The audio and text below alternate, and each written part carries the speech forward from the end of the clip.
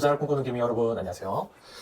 요즘 주식 투자하시는 분들 마음이 좀 심란하실 것 같은데, 이 연초부터 이 3,000에서 3,200대 사이에 이 횡보하는 장세가 계속 이어지고 있고, 또 최근에는 뭐 인플레이션이니 테이퍼링이니 이제 이런 얘기들이 나오면서, 이제 주식 끝물 아닌가 뭐 이런 이제 우려들도 나오고 있고, 그래서 매년 이맘때쯤 되면 증권가에서는 이제 하반기 증시 전망 자료를 내놓거든요. 이제 보통 연말에는 내년도 증시 전망을 내놓는데, 이제 하반기쯤이 되면은 이제 그동안에 이제 여러 가지 증시 정황이나 변수들이 많이 좀 바뀌어 있기도 하고, 이제 그런 것들을 반영을 해서 하반기 수정 전망을 내놓습니다. 그래서 최근에 증시 상황도 좀 많은 변화가 있었기 때문에 증권사들의 시각도 약간의 좀 변화가 있을 수도 있고, 또 많은 분들이 앞으로 증시 어떻게 될지 좀 궁금하실 것 같아서 최근에 증권사들이 내놓은 하반기 전망 자료들을 토대로 좀 증권가에서는 증시를 어떻게 보고 있는지 간단히 한번 정리를 해보는 시간을 가져보고자 합니다.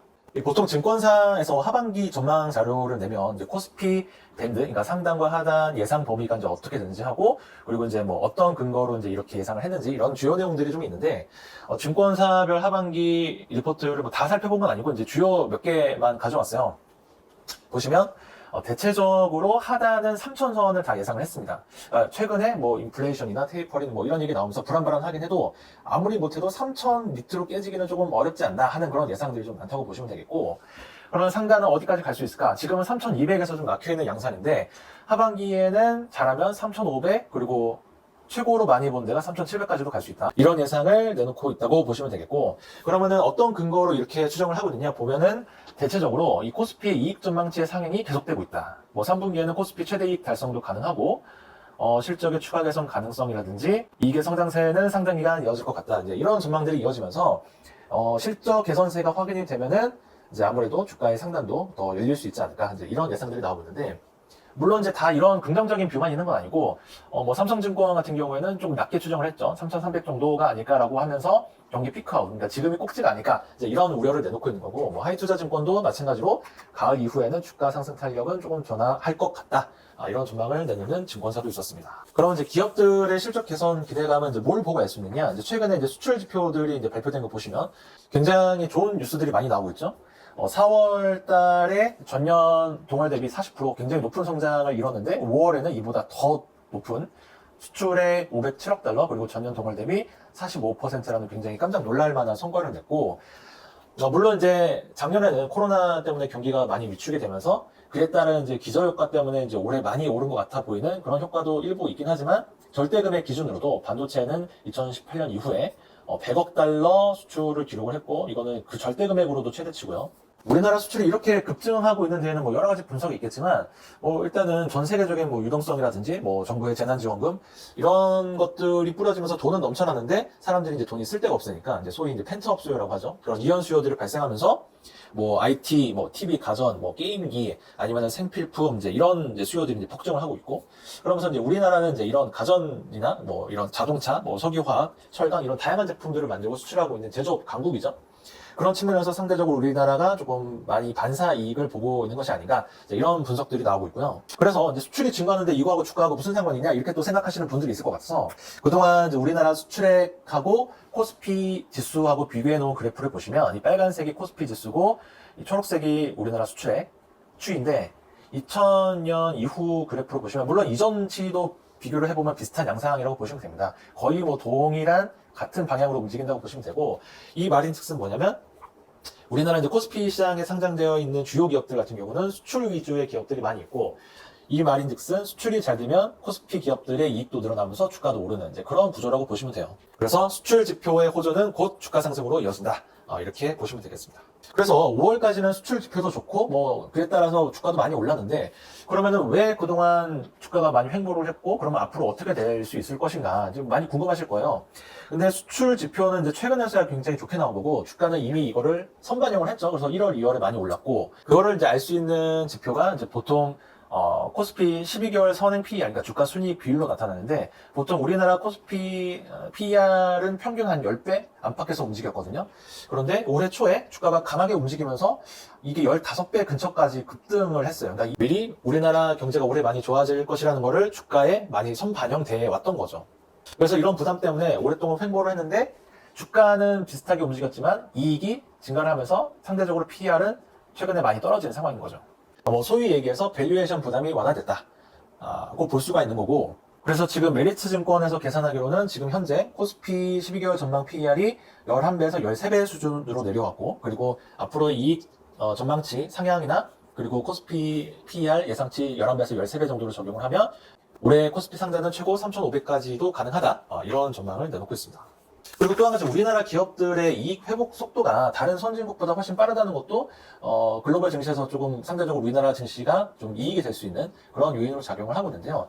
이거는 미래에셋 자료인데, 뭐 보시면 딱 티가 나죠. 우리나라 기업들의 EPS, 그러니까 주당 순이익인데, 주당 순이익의 올해 증가율이 전년 대비 93%, 굉장히 높은 성과를 보여주고 있고, 이거는 뭐 중국, 뭐 유럽, 미국 뿐만이 아니고 대부분 선진국 들보다 한참 상회하는 그런 높은 성과를 보여주고 있습니다. 그리고 추가적으로 이 코로나19로 인한 경제활동 위축이 다른 나라보다 좀 상대적으로 덜했다라고 하는 점도 좀 상대적으로 주가가 좀 강해질 수 있는 그런 원인이 될 수 있는데, 이거는 이제 IMF가 전 세계 경제 성장률을 전망한 수치거든요. 그래서 올해 4월 기준으로 이제 올해 전 세계 경제 성장률은 한 6% 성장할 거다. 그리고 뭐 주요 선진국의 성장률이 쭉 나와 있고, 올해 우리나라는 3.6% 성장할 거로 이렇게 예상이 돼 있는데, 뭐 전 세계 평균보다 못한 거 아니냐 이렇게 보실 수 있지만, 사실 이거는 작년도 성장률이 우리나라가 굉장히 선방을 했죠. 다른 나라에 비해서 굉장히 좋은 성과를 나타냈고, 그에 따른 이제 기저효과가 있기 때문에 올해는 좀 상대적으로 덜 올라 보이는 것 뿐이지, 이거는 2019년 대비로 비교를 하면 코로나 이전 경제 상황을 얼마만큼 회복을 했냐, 코로나 이전보다 경제가 성장한 국가가 과연 몇이나 되나, 이제 이거를 봐야 되는데, 보시면 코로나 이전, 2019년 대비 올해 예상 GDP의 성장률이 플러스인 국가는 전 세계적으로 5개 국가밖에는 없다고 합니다. 중국이 이제 10%대로 가장 높고요.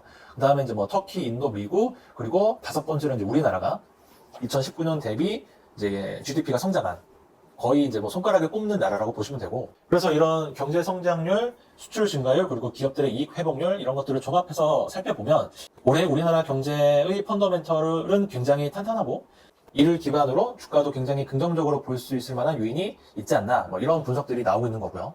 물론 이제 긍정적인 전망만 있는 건 아닌데, 이제 증권가에서 하반기 증시의 주요 변수로 꼽는 이제 두 가지가 있어요. 이제 하나는 인플레이션이고, 하나는 이제 테이퍼링. 이 테이퍼링이라고 하면은 중앙은행이 이제 양적 완화로 이제 시장에 돈을 뿌리는데, 돈을 뿌리는 강도를 점차 줄여나가는 거를 이제 테이퍼링이라고 얘기를 합니다.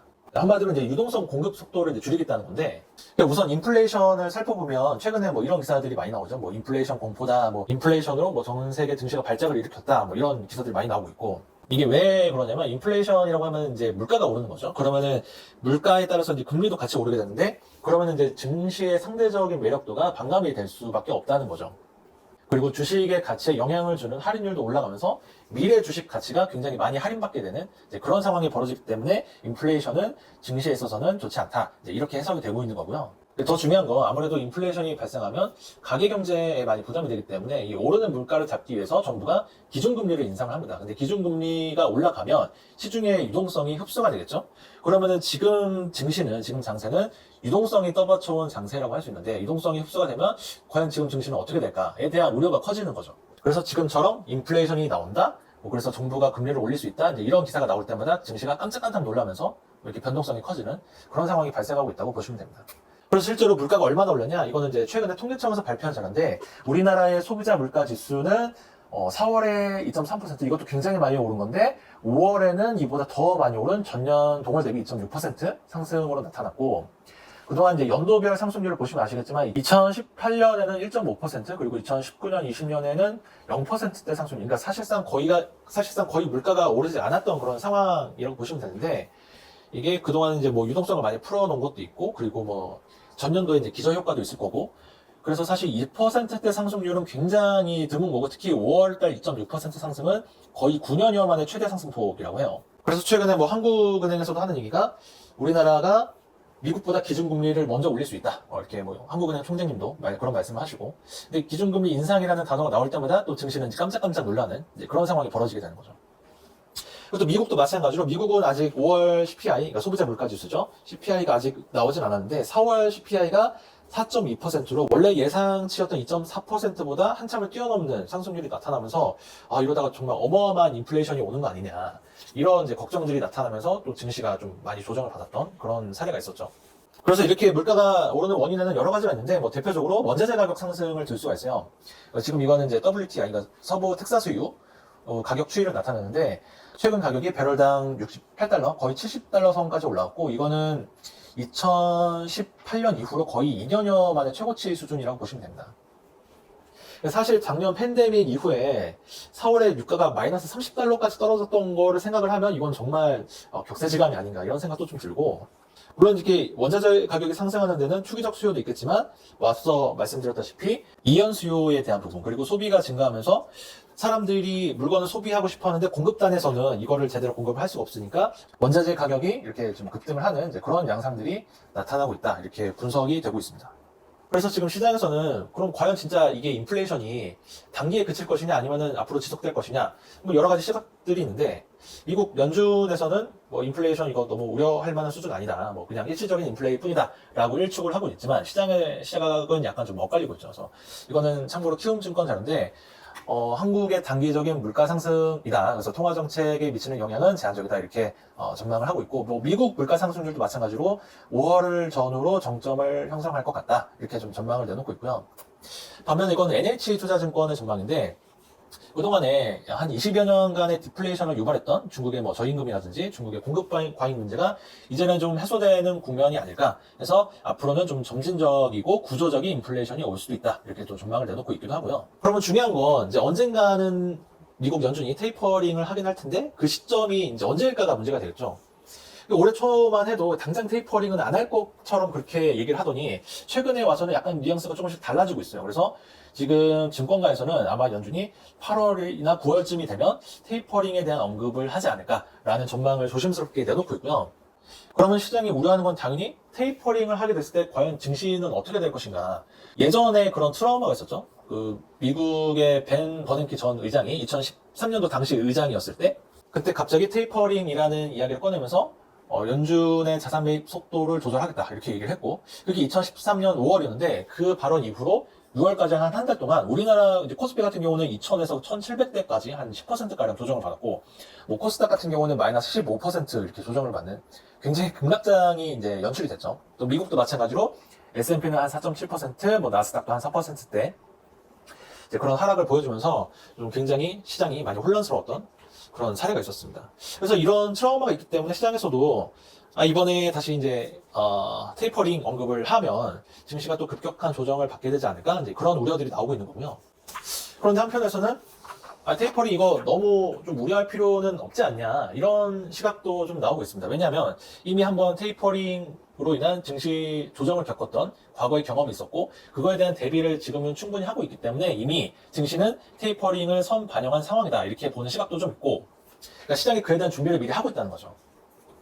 그걸 뭐 대표적으로 볼 수 있는 지표 중에 하나가 이거는 이제 미국의 M2, 그러니까 광의의 통화죠. 미국의 유동성을 나타내는 지표 중에 하나인데, M2가 작년 3월에 무제한 양적 완화를 한 이후에 급격하게 증가하는 양상이었죠. 근데 작년 7월 이후에 좀 증가세가 원만하게 좀 둔화하기 시작하더니 끝을 보시면 살짝 꼭지를 찍고 내려온 거를 보실 수가 있습니다. 물론 이제 이 하락폭이 한 1% 정도로 그렇게 크진 않지만 지금 현재 미국의 이제 M2 규모가 한 20조 달러 정도 되고요. 물론 여기서 잠깐 줄었다가 다시 늘 수도 있고, 뭐 여기서 횡보할 수도 있고, 그건 뭐 알 수 없지만 이미 시장에서는 유동성 증가세가 둔화한 속에서도 이거를 미리 다 감안을 하고 최근에 뭐 증시가 이제 꾸준히 안정적인 모양새를 보여주고 있는 거는 시장에서도 어느 정도 마음의 준비를 하고 있는 것이 아닌가라는 것을 보여주는 그런 지표라고 생각이 됩니다. 그리고 사실 테이퍼링이라는 게 경기 회복을 전제로 하는 거기 때문에 사실 경기 회복, 경제 회복이라고 하는 것은 기업 이익에는 굉장히 긍정적인 거고, 그래서 마냥 증시가 부정적이다라고만 볼 수는 없겠죠. 그래서 중요한 건 기업들의 실적이 얼마나 개선이 되냐, 그거를 좀 봐야 되는 거고, 테이퍼링을 너무 안 좋게만 볼 필요도 없지 않나, 뭐 이런 생각도 듭니다. 그리고 실제로 2013년도에 테이퍼링이 언급되고 나서 잠깐 동안 이제 증시가 조정을 겪었지만 뭐 미국도 그렇고 한국도 그렇고 금방 또 장이 회복을 했거든요. 그러니까 그런 사례들을 감안하면 이번에도 뭐 비슷한 전철을 밟게 되지 않을까, 이런 예상들이 좀 많이 나오고 있어요. 그러면 증권사별로 이제 하반기에 어떤 투자 전략을 가지고 어떤 업종에 투자하는 게 좋은지 투자 전략을 또 제시한 게 있는데, 증권사마다 약간의 차이는 있지만 대체적으로 많이 추천하는 업종을 보면 뭐 화장품, 건설, 뭐 반도체, 자동차, 뭐 경기 민감주, 그리고 뭐 금리 상승에 따른 은행 보험이라든지, 또 최근에 유가가 많이 올랐으니까 뭐 에너지, 이런 업종들을 공통적으로 많이 추천하고 있다는 게 보여지고, 뭐 다양한 투자 전략들이 있는데 이거를 뭐 다 살펴볼 수는 없고 특이하게 살펴볼 만한 거 몇 개만 좀 보자면 일단 하반기 코스피 전망을 3,700으로 가장 높게 제시했던 신한금투 같은 경우에는 한 3가지 정도 투자 전략을 제시를 했는데 기업이나 정부 주도의 투자의 수혜가 예상이 되는 업종, 그리고 주주 환원 확대가 예상이 되는 업종, 그리고 소비 개선에 따른 실적 증가세가 예상이 되는 업종, 그 3가지를 꼽았고 그 3가지에 따른 이제 업종으로 예를 들면 투자 확대는 뭐 친환경이나 디지털, 건설 뭐 이런 업종이 있고 주주 환원 확대 기대감은 뭐 철강, IT 하드웨어, 에너지, 자동차 뭐 이런 업종들이 있고 뭐 소비재 개선은 뭐 의류, 화장품, 레저, 미디어 뭐 이런 업종들을 제시를 하고 있습니다. 삼성증권 같은 경우는 굉장히 좀 비관적으로 본 쪽인데 그래서 상대적으로 좀 방어적인 투자 전략을 가지고 있어요. 그래서 가치주하고 실적 개선주 위주로 방어를 하고 그리고 고배당주와 배당 성장주로 초과 수익률을 노리는 그런 전략을 추천을 하고 있고 KB증권 같은 경우에는 이제 3분기에 아무래도 테이퍼링 언급할 가능성이 나오고 있기 때문에 만약에 테이퍼링을 언급을 하게 되고 그에 따라서 증시 변동성이 커지게 되면 그때가 좀 조정을 많이 받은 성장주들을 줍줍할 수 있는 기회다. 이렇게 좀 얘기를 하고 있습니다. 그래서 낙폭이 과대한 성장주를 매수를 하는 것이 좋다. 이렇게 얘기를 하고 있고 또 제가 이 증권사들 하반기 전망 자료를 쭉 정리를 하면서 들었던 한 가지 궁금증이 전망이 맞을까? 이제 하는 거겠죠. 근데 사실 물론 이제 전망이기 때문에 당연히 뭐 맞을 수도 있고 틀릴 수도 있고 하는 건데 작년, 재작년에 나왔던 하반기 전망 자료와 실제로 하반기 코스피가 어떻게 움직였나 이거를 한번 좀 살펴보고 싶더라고요. 그래서 제가 또 일일이 다 수작업으로 조사를 해봤습니다. 그래서 어땠냐? 일단 작년도 같은 경우는 어땠냐면 작년에는 굉장히 불확실성이 컸죠. 뭐 코로나 팬데믹이 한창 진행 중인 상황이었고 그리고 하반기 전망 자료가 나왔던 5월, 6월 때는 이제 백신이 도대체 언제 나올지도 모르는 그런 상황이었었기 때문에 증권사들도 하반기 전망을 굉장히 보수적으로 잡았더라고요. 그래서 보통 한 2,100에서 2,200 정도로 제시를 했고 뭐 높아봐야 한 2,400 그 정도로 봤었는데 그런데 생각보다 백신이 좀 일찍 개발이 됐고 그리고 정부들이 적극적으로 좀 대응을 하면서 뭐 기업들의 뭐 연쇄 도산이라든지 금융 시스템 붕괴라든지 그러니까 이런 상황들이 전혀 이제 발생하지 않았던 거죠. 그러면서 기업들의 이익도 점차적으로 회복이 될 수 있다는 기대감이 생기고 그러면서 코스피도 12월 말쯤 거의 2,800을 넘어서 굉장히 좀 많이 올랐던 이제 그런 상황이 발생을 했습니다. 그래서 뭐 작년 같은 경우는 뭐 증권사들의 하반기 전망하고 실제 하반기 코스피 지수하고는 좀 많이 차이가 있었는데 그 전년도에 이제 19년도 자료를 보니까 19년도에도 좀 변수가 있었죠. 그때는 뭐 미중 무역 갈등도 있었고 뭐 하반기에 이제 일본의 경제 보복으로 이제 증시의 변동성이 커졌던 이제 그런 사례도 있었는데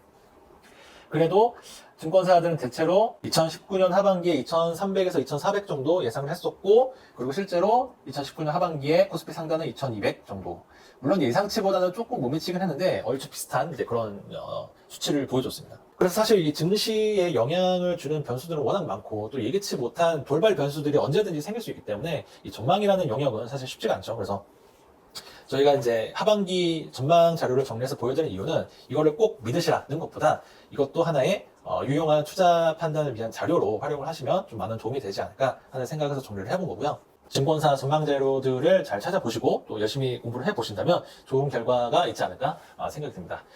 증시 리포트 여기까지 하고요. 재밌게 보셨다면 구독과 좋아요 부탁드립니다. 감사합니다.